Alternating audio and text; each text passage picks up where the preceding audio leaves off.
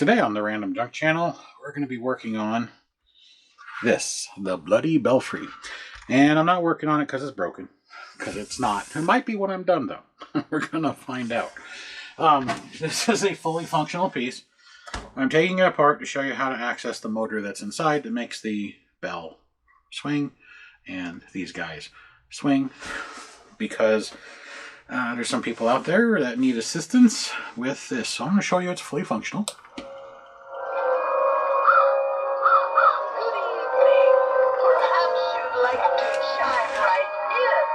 See, the bell's moving, the volume works, the lights work. I'm going to turn the volume down. I never listen with volume anyway.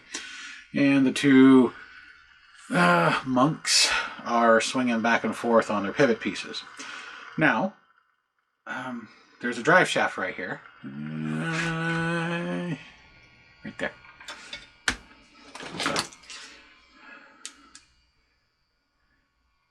Hopefully you can see it. See it right there, that black bar that's rotating? Anyhow, the mechanism is apparently right here in the base. And it drives up to here, which is going to have a gearbox, which you would access the gearbox probably by removing this cap. Because I can see this cap is glued on. So there's going to be our mechanism. If you have a broken gear, you hear clacking. Most likely it's going to be up here. Could be down here, but probably up here. So let's turn her off. I'm going to turn it off there. So I just want to make it more centered.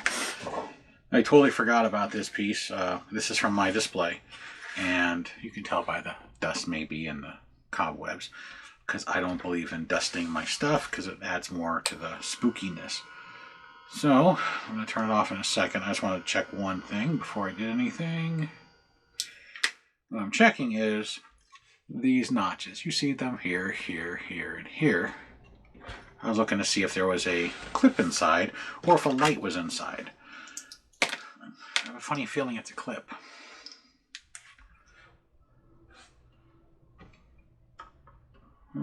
Actually, I could be wrong. It looks like there might be nothing in there. It's hard to tell. So we're going to whip out the examining specs here. We're going to take a closer look.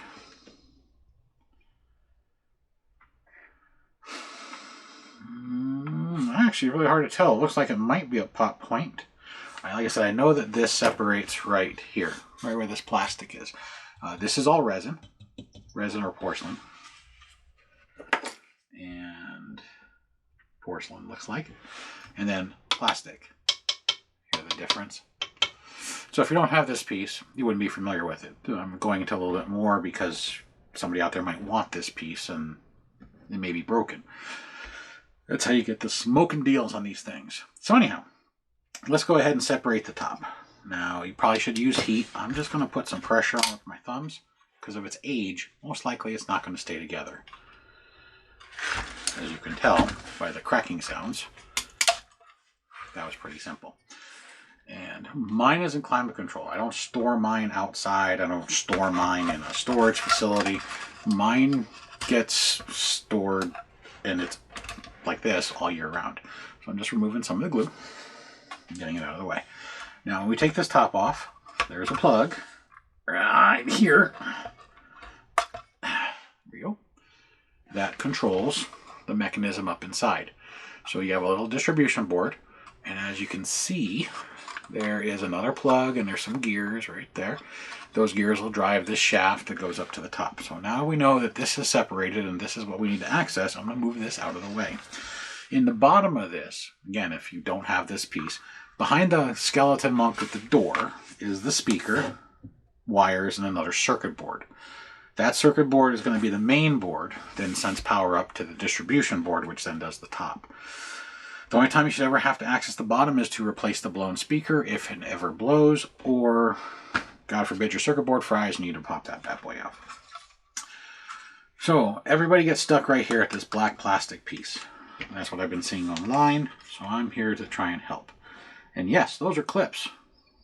So this may not be as hard as it looks.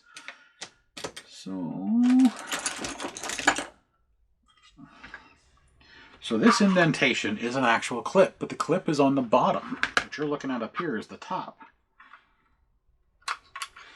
I need a little bit squarer version. That might work.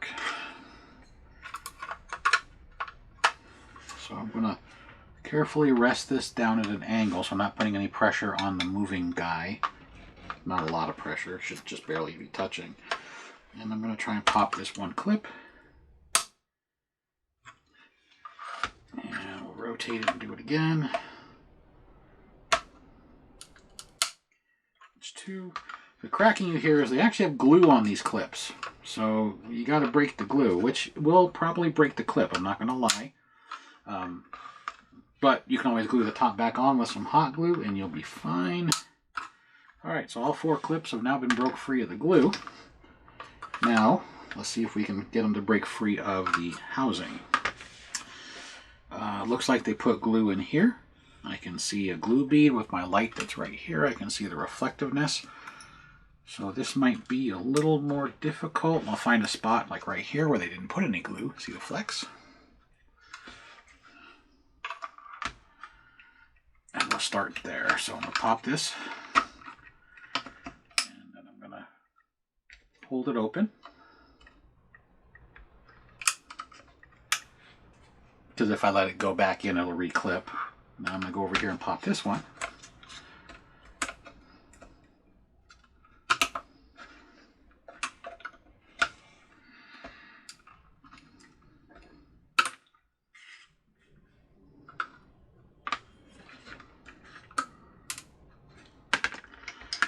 Okay, it's popped. Now we just need to break the glue.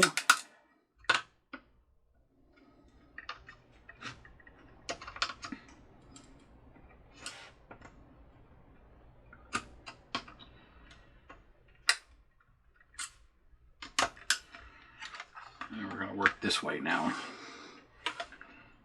Sometimes the glue is good, and times like this the glue is bad. We're trying to get the thing to open up.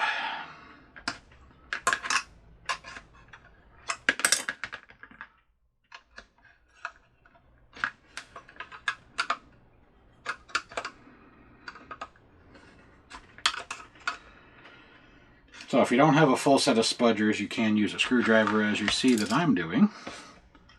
You really would like to know where I put my big square spudger. It's right there.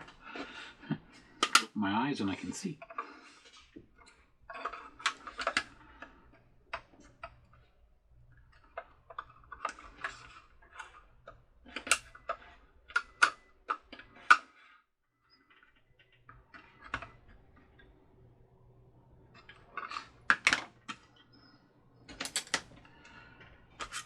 So this glue is causing me some issues.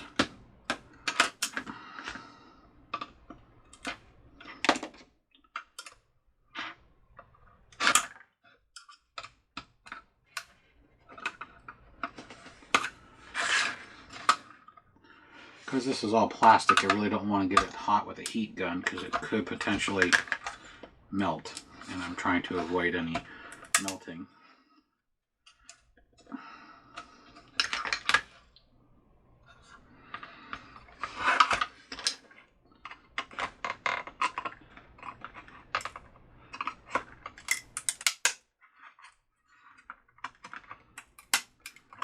Worst case is I might have to heat gun it actually. I'm gonna try one more pry.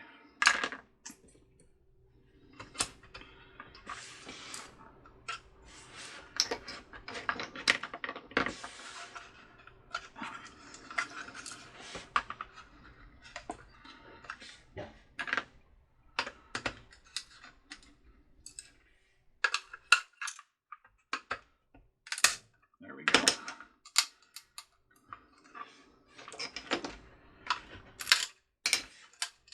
And voila. So what I was talking about is broken clip. If you just put a very thin bead of hot glue, you can see they glued it here and here. Maybe you can see, but right along here, so about an inch plus this square, and then about an inch and this square. They use some hard glue, like super glue, basically. And anyhow, so I lost 2 of my clips. Oh, there's the other one. I'm not too concerned. Like I said, I'll just put a bead of hot glue on it and it'll be good as new. Just like this. This is hard glue. You can see it right here on the edge, maybe the shine. Same thing, I'm just going to use hot glue. And that's because mine does work, but this is going to be a failure in the future, potentially. I might lose my belt because this is an older piece. I might lose an LED. I might lose my motor, more common. Less common for me because I don't store mine.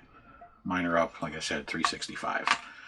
There is no such thing as non-Halloween. So, but once you do that, you now have access to your 3 screws to pop this plate off, where then all your gears are going to fall out. So you're going to probably want to do it upside down. Either hold it or find some way to prop it up, a piece of foam or several pieces of foam, what have you. And then your 2 little screws here. This is a standard SRF 300CA motor, stamped right here on the side, which is 11,400 RPM model. The other ones are weaker. If you're concerned about the light wire getting damaged, it does slide out if you break the glue, because this little plate is glued in. So there's a little bit of glue. You can actually just take a pair of needle nose, wiggle it out, and then slide the plate up if you're concerned about breaking the LED wire and causing the LEDs to fail, or just break them off the solder joints. So this distribution board gets 4.5 volts in. There is some basic circuitry on it for the lights, which means it's just got resistors for the light, and then the light. There's 3 lights. And then the rest of it goes to the motor. So pretty simple, pretty basic.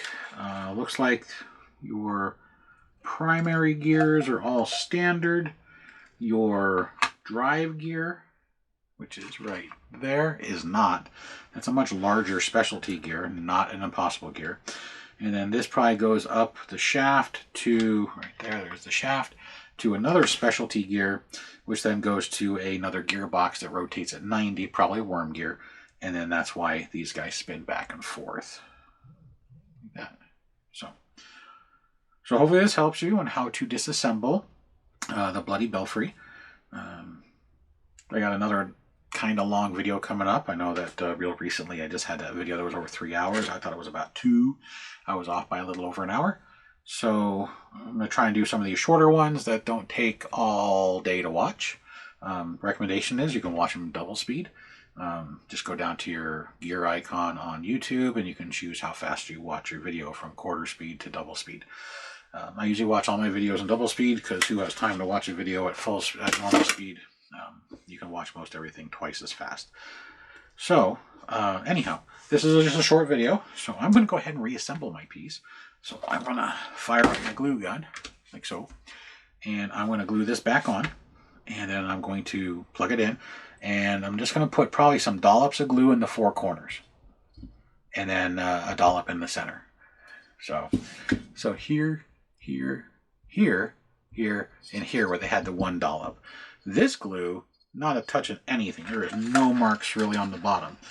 They just have the dollop, where you see the dollop was, then they had a little bit right around this edge. So it's not even a complete glue job, which is why one of the reasons it pops off. Also, the hard glue, it sticks to plastic better than porcelain.